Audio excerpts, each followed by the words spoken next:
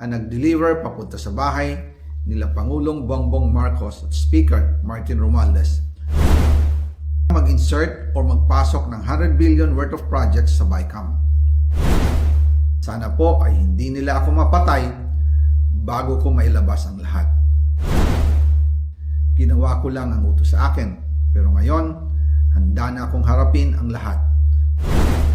Ginagamit ng administrasyon ang buong resources ng bansa para tumahimik ako. That he will shoot me if I will talk. Gagamitin ako bilang panakipbutas sa kanilang kampanya laban sa korupsyon. Hindi na ako mananahimik, ilalabas ko ang lahat ng katotohanan.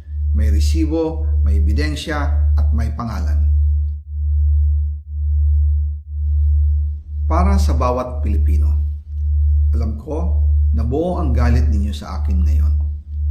Nauunawaan ko rin kung bakit, lalo na at malaki ang halagang nakataya. Pero bago kayo humusga, hayaan ninyong ipaliwanag ko ang buong katotohanan. Matagal akong hindi nagsalita dahil may direktang utos sa akin. Huwag nang bumalik ng Pilipinas at manahimik na lamang. Umalis ako noong July 19, 2025 para sa aking medical check-up. Nakaplanong bumalik pagkatapos ng SONA ni Pangulo. Pero habang papauwi na ako, tinawagan ako ni dating Speaker Martin Romualdez at sinabihan, "Stay out of the country. You will be well taken care of as instructed by the President." Noon naniniwala pa ako sa kanila, kaya't hindi ako bumalik.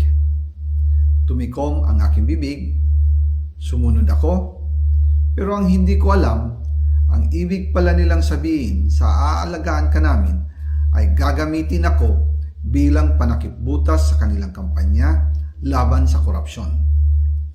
Ginawa nila akong poster boy ng kanilang sariling kasinungalingan. Ngayon, hindi na ako mananahimik, ilalabas ko ang lahat ng katotohanan.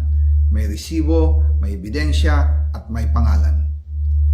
Nagsimula ito nung tumawag si Sekmina Pangandaman sa akin nung nag-umpisa ang BICAM process last year, 2024. Ang sabi niya, katatapos lang ng meeting nila ni Pangulo at may instructions na mag-insert o magpasok ng 100 billion worth of projects sa BICAM. At sinabi pa ni Sekmina, "You can confirm with Yusek Adrian Bersamin dahil magkasama sila sa meeting ni Pangulong BBM noong araw na yon." Tinawagan ko po agad si Yusek Adrian Bersamin at tinanong ko kung may instruction nga ba ang Pangulo na magpasok ng 100 billion during their meeting. Ang sabi niya ay totoo nga po. Right after our conversation, tinawagan ko po si dating Speaker Martin Romualdez at nireport ko ang instructions ng Presidente to insert the 100 billion projects. At sinabi niya sa akin, what the President wants, he gets. After ng ilang araw, nag-set po ng meeting si Sekmina Pangandaman at Yusek Adrian Bersamin sa amin ni dating Speaker Martin Romualdez sa Aguado Building in front of Gate 4 ng Malacanang at nandoon din po si Yusek Jojo Cadiz. During the meeting, binigay po ni Yusek Adrian Bersamin ang listahan na worth 100 billion. Tinanong ko po si Yusek Adrian kung saan galing ang listahan. Ang sagot niya, galing kay PBBM mismo at binigay niya ito mula sa brown leather bag.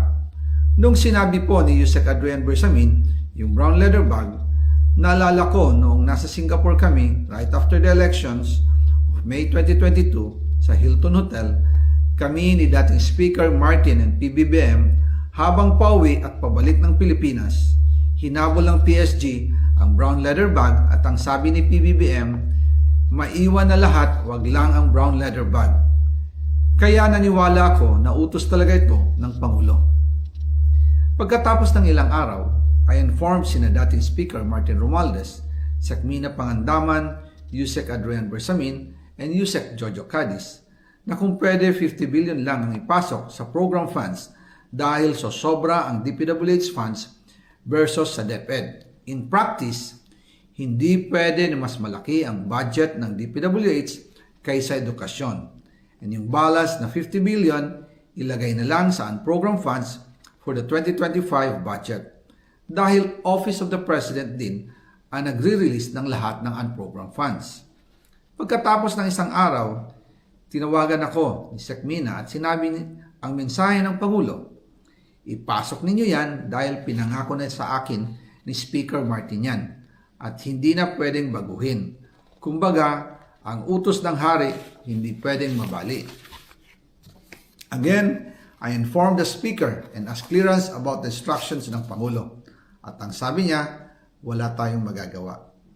Kaya po nagtataka ako kung bakit sinasabi ni Pangulo na hindi niya makilala ang budget, samantalang lahat na binawas at dinagdag sa mga ahensya ng gobyerno ay humihingi ng approval sa kanya si Sec Mina Pangandaman. I can't believe they saved